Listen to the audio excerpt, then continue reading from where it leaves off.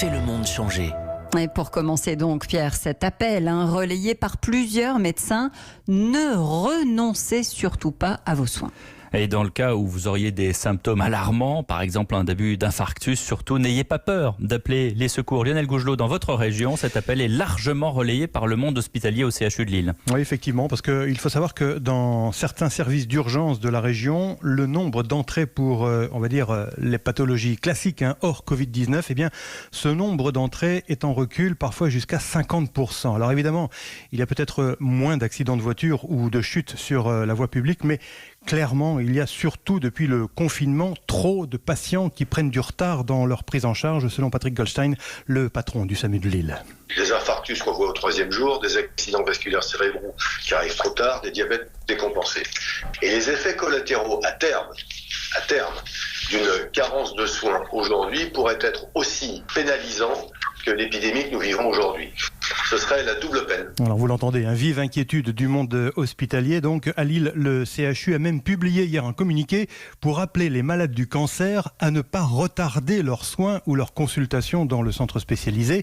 Il faut à tout prix rassurer les gens. Selon Frédéric Boiron, le directeur général du CHU, tout est fait pour séparer les circuits de soins Covid et de médecine générale. Depuis le départ, nous séparons attentivement les circuits, les unités qui prennent en charge des patients Covid et les autres.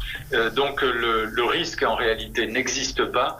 Donc un besoin de santé urgent ne doit pas attendre par retenue peut-être des patients qui voudraient éviter de surcharger le CHU. Nous sommes organisés pour y répondre. Ne renoncez pas à vos soins, donc un appel relayé également par le Conseil de l'Ordre des médecins, puisque des médecins de ville semblent observer le même phénomène.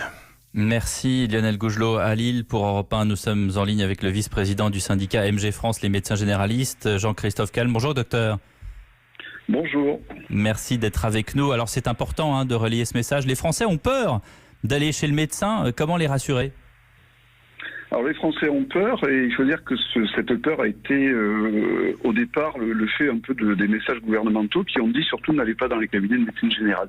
Ce que les urgences observent aujourd'hui, cette baisse de 50% d'activité, nous l'observons aussi dans nos cabinets parce que les médecins généralistes assurent en temps normal 80% des urgences d'une part, mais aussi s'occupent beaucoup de leurs malades chroniques. Et on a parlé aujourd'hui, vous venez de parler là des retards diagnostiques en matière d'urgence, mais moi j'insiste aussi sur le retard qu'il peut y avoir à des prises en charge de patients chroniques.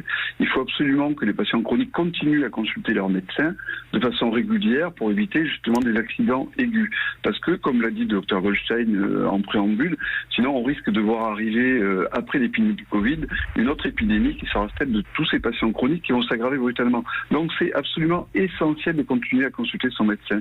Et pour ça, on a mis en place plein de trucs. On a mis en place des moyens d'abord logistiques, c'est-à-dire que nos cabinets sont aujourd'hui séparés, pour ceux qui le peuvent, en deux catégories, donc les Covid et les pas Covid. On reçoit les gens qui ne sont pas suspects à des horaires bien déterminés, uniquement sur rendez-vous pour leur permettre de venir nous voir. Et on a développé des outils techniques qui sont des outils de téléconsultation qui nous permettent de faire déjà beaucoup de choses. Donc surtout, continuer à consulter vos médecins généralistes, c'est absolument essentiel. Oui.